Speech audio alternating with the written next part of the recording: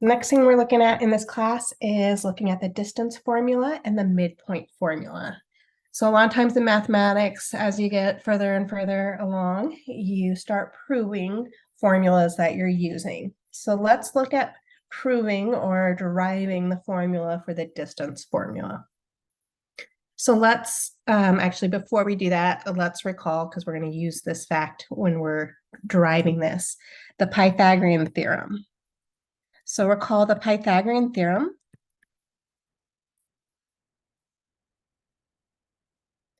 This is used if you have a right triangle. Let's create a right triangle. So that is where one of your angles is 90 degrees. Your hypotenuse is always the side that is directly across from the 90-degree angle. So let's maybe call this C. And then the other two sides are called legs. And let's call those legs of the triangle A and B. The Pythagorean theorem says that the length of our hypotenuse squared, so C squared, is equal to the sum of each side squared. So A squared plus B squared. Because we're going to use that fact when we're proving and finding the formula for the distance formula. So let's just assume that we have 2 points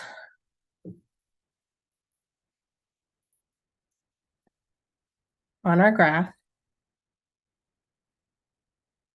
I'm just going to have them in my first quadrant, but they could be anywhere. Let's call this first point x sub 1, y sub 1. And let's say we have some other point on our graph, and let's call that x sub 2, y sub 2. So they're just being generic values for x and y for each case. So the distance formula, we would want to find the distance between these 2 points. Well, let's look at creating a triangle with this. And so I make a horizontal line until I get to the x value right here, x sub 2. And then a vertical line up to the y value, y sub 2.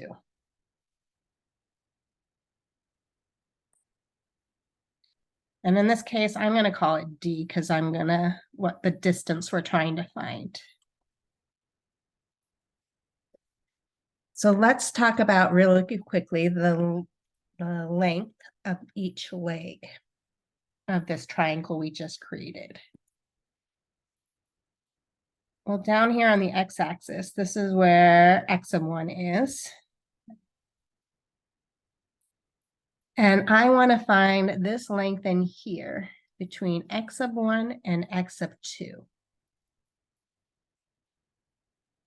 Well, technically, if I looked at x sub 2, that would be the length from the origin to this piece, x sub 2. If I looked at x sub 1, it's this piece in here from the origin to x sub 1. So if I took my x sub 2 value, that whole length, minus that little piece of x sub 1, that's going to give us the length of the horizontal leg of our triangle. So this piece in here is x sub 2 minus x sub 1. So same sort of idea when I'm looking at finding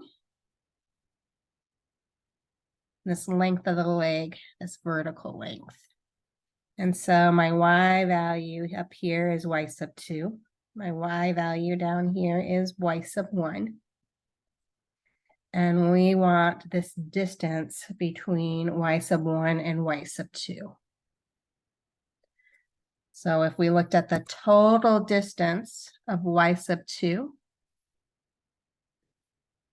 and we subtracted off this distance right in here of y sub 1, we would get this length in here.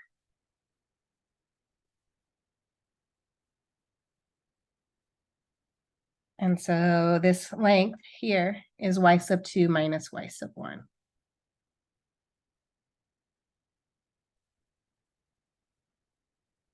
So by the Pythagorean theorem, we know that the hypotenuse, which in my case I called it d squared, is equal to the one side, which is x sub 2 minus x sub 1, that quantity squared, plus the other leg, which is y sub 2 minus y sub 1, quantity squared. So to find the distance, because I have the distance squared, I want to take the square root of both sides. And so I know that the distance, normally we put that plus or minus in front of the square root when we take the square root, but we're talking about distance, and distance is always positive, so I'm not going to put the negative in front.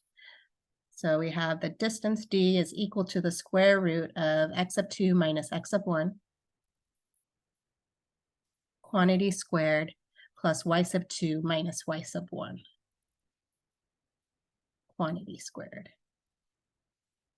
So unfortunately, I cannot just take the square root of each piece. So this is a common error that students like to make, or people like to make. So note, the square root of a squared plus b squared does not equal a plus b. So there is an example that shows this.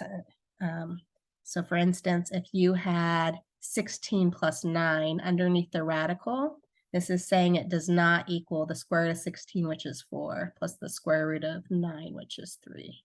If I did that, that's 7. But technically, order of operations, you would first have to sum what's underneath the radical and then take the square root. So if I summed what was underneath the radical there, 16 plus 9, that's 25. And the square root of 25 is 5. So notice 5 is not the same thing as what we would have gotten if we took in the square root of both pieces and then summed them. So just a reminder that that is not true. But we just derived our distance formula. So if we have 2 points,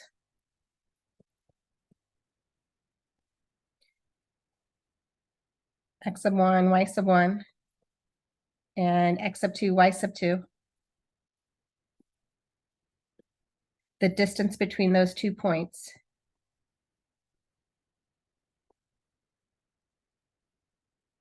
let's call it d is equal to what we just had, the square root of x sub 2 minus x sub 1, quantity squared, plus y sub 2 minus y sub 1,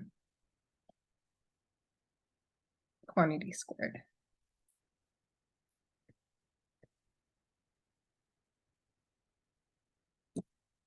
Okay, so let's look at an example. So looking at an example, we want to determine whether the triangle formed by the points A, which is at -2, 2, B, which is at -2, 1, and C, which is at 5, 4, form a right triangle or not. So let's first plot those points. And so if I was to plot the point -2, 2, I'd be going over to the left 2, and then I would be going up 2. And so my point where -2 and 2 intersect, if I did a horizontal vertical line, I would get that point there. And this is point A. So point B, I'm going to the left 2 and then down 1.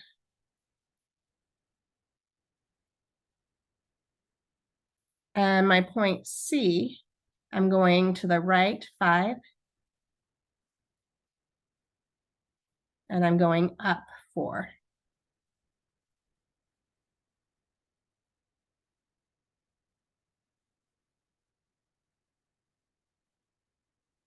And so we want to know if this forms a right triangle.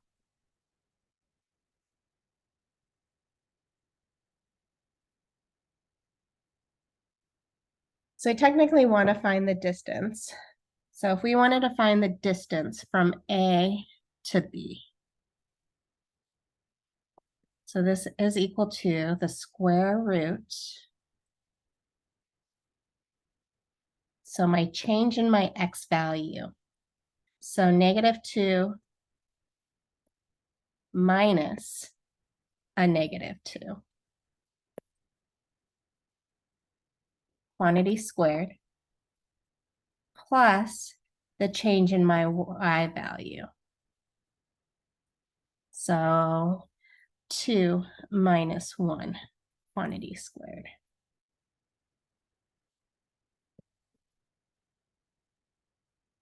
So I get -2. So I'm looking at underneath the radical and I'm looking at these parentheses before I square it. So I have a -2 minus a -2. So that minus a negative is really a plus. So I have -2 plus 2, which gives me 0, and I'm squaring it. Plus 2 minus 1, which is 1, and 1 squared is 1. So square root of 1 is 1. It was easy to see that that length was 1 just because our x values were the same.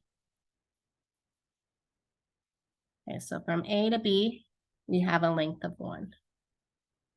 So let's now see what this length is if we start at A and we go to C.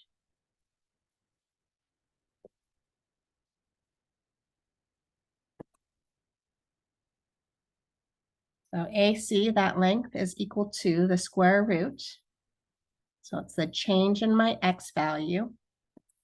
So looking at my x values, for A, it was -2, but for C, it's 5.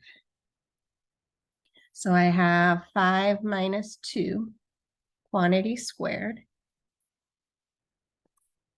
plus the change in my y value for those 2 points. So in this case, I have 4 as one y value and 2 as the other. So 4 minus 2.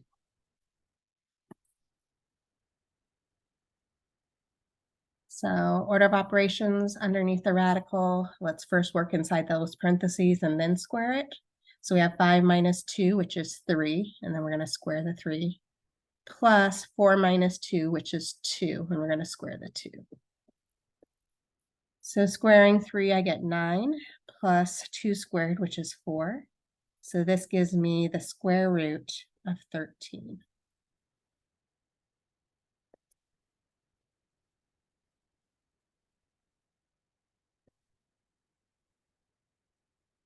And let's look at the last length in here,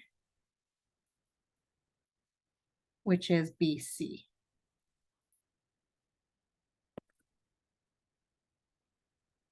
So BC.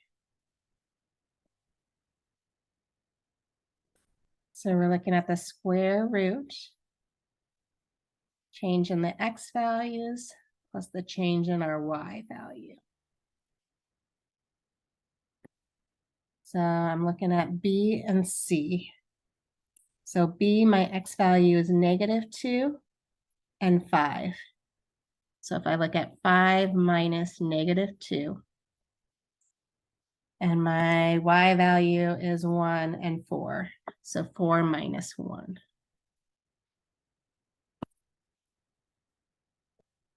So we have the square root, 5 minus a -2. So 5 plus 2 is 7.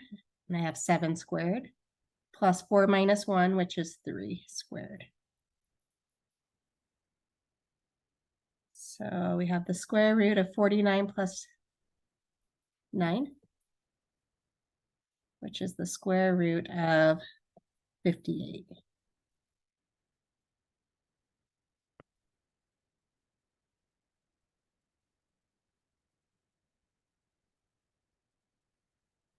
So I need to see if the Pythagorean theorem holds. If this is a right triangle, the largest side, largest length is the hypotenuse. So square root of 58 is bigger than the square root of 13. And I notice that the square root of 58 is bigger than 1. So I want to know if this is a right triangle, the square root of 58 squared would have to equal 1 squared plus square root of 13 squared.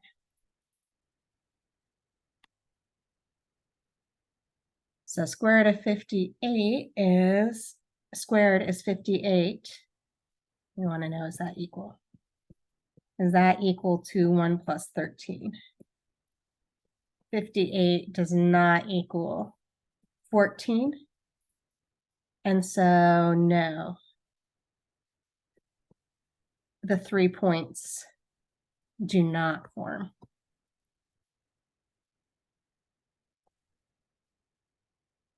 A right triangle.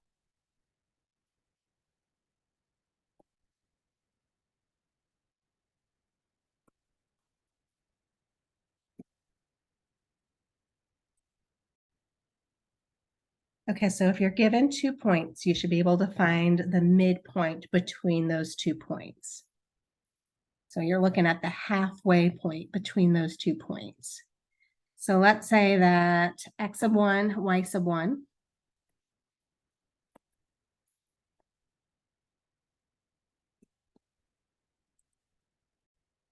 So x sub 1, y sub 1. And x sub 2, y sub 2 are 2 points.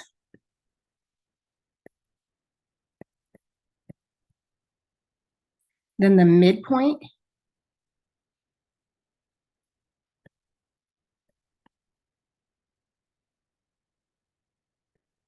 between these 2 points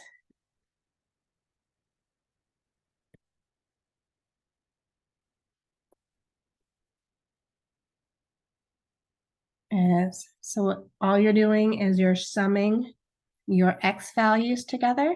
So x sub 2 plus x sub 1, or x sub 1 plus x sub 2, it doesn't matter the order. And we're dividing that by 2. That gives me the x value of my midpoint. And then y sub 1 plus y sub 2, or y sub 2 plus y sub 1, doesn't matter order, all divided by 2.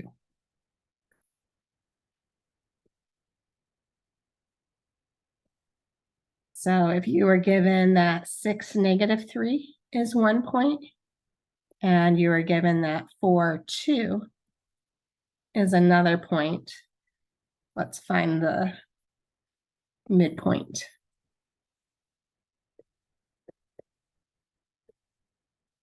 So PT, I just kind of use as shorthand for point.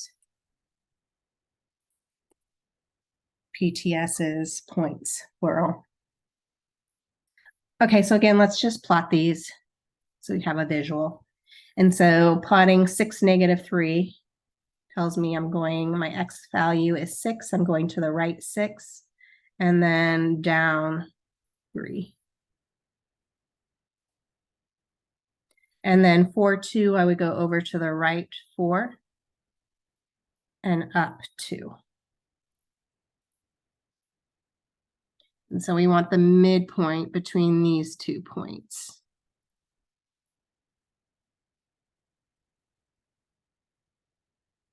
So looking at that, if we sum our x values, 6 plus 4, and then divide that result by 2, that's going to give us the x value of our point. And if we sum our y values, negative 3 plus 2, divide that by 2, that would give us the y value of our point. Order of operations, we first sum the numerator and then we divide. So we have 10 divided by 2. Negative 3 plus 2 gives me negative 1 over 2. So my x value of my midpoint is 5, and my y value would be -1/2. So if I look at where 5 is and -1/2, that would get me right about here, which is the halfway point between the 2 points that we were given.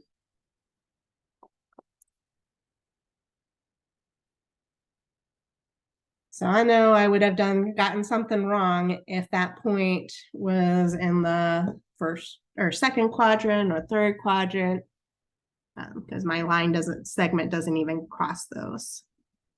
So drawing helps. It really, so yeah, so there was a question, why is y sub 1 plus y sub 2 not like x sub 2 plus x sub 1? When we sum two numbers, real numbers, it doesn't matter the order. And just to be consistent, I could have written this as y sub 2 plus y sub 1.